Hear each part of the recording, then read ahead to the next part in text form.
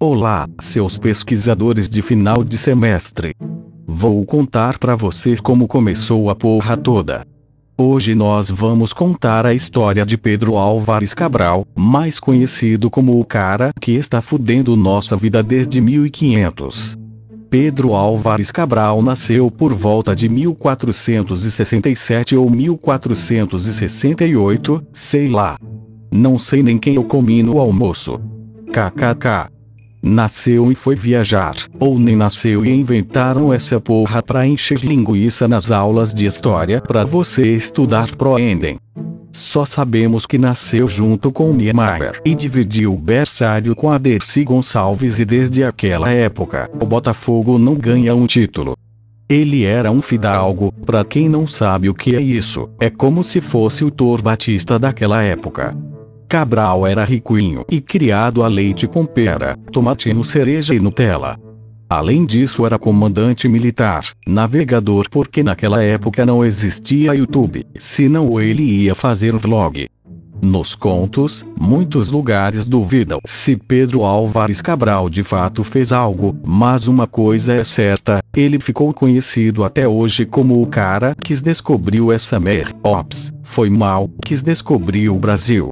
Ele deve ter sido igual àquele seu amigo que não faz nada no trabalho em grupo e pede pra colocar o nome.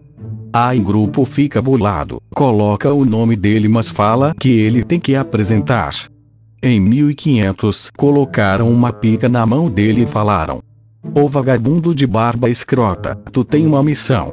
Mandaram o cara ir pra Índia sem Google Maps, com o objetivo de catar a grana dos coitados dos indianos, sem saber que se fossem pra lá só iam encontrar as indianas trabalhando no telemarketing e programador com bigode de porteiro.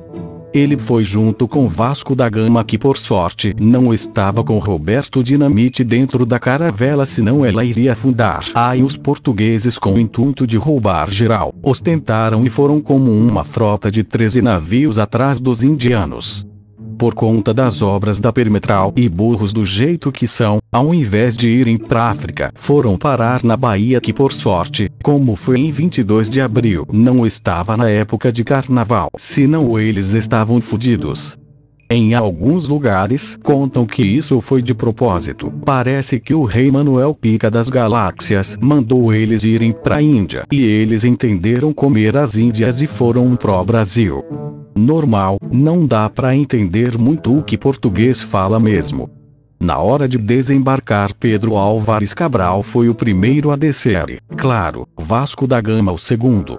Logo quando desceu, ele viu a terra, viu o espaço, e sei lá porquê, do nada deu o nome de Vera Cruz. Parece o nome da minha tia de 76 anos que me dá meia de Natal.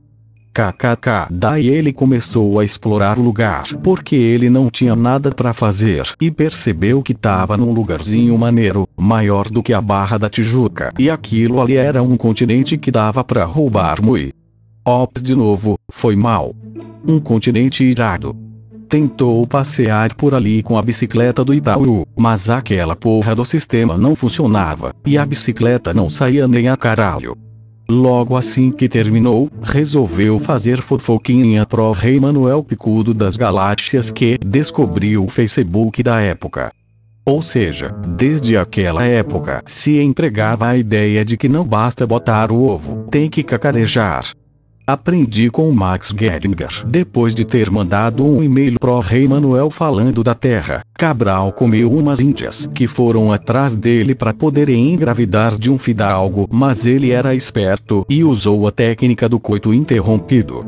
Nessa época eles tinham assinado o Tratado de Tordesilhas, que foi quando Cristóvão Colombo decidiu que ia ficar na zona norte da América e disse pro Cabral: "Não vai subir ninguém, isso aqui é caveira."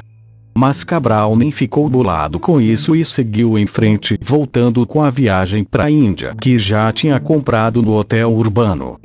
Ai, no meio da viagem aconteceu um treco ruim. Eles antes de partirem olharam no clima tempo e deu que ia fazer sol. Sendo que no meio da viagem rolou uma tempestade no Atlântico Sul. Os caras perderam 7 caveirão, 12 índias que levaram pras festinhas em alto mar, ou seja, um desastre maior do que o 7-1 da Alemanha.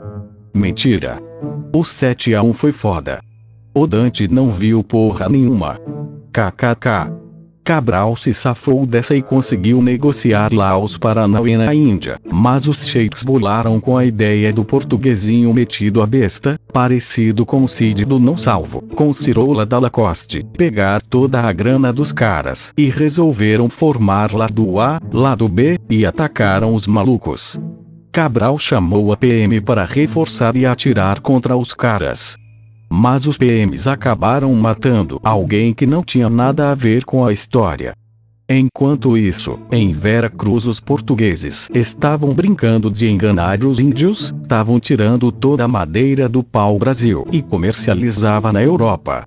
Aí, para pagar os índios, usavam o Bolsa Índio, dando apito, espelho, chocalho e daí surgiu o primeiro carnaval da história com o enredo Se Fode Brasil de verde, amarelo, azul e branco, no tom cinza das águas claras das profundezas de Orimaré de Achazado ou longe de Mainha.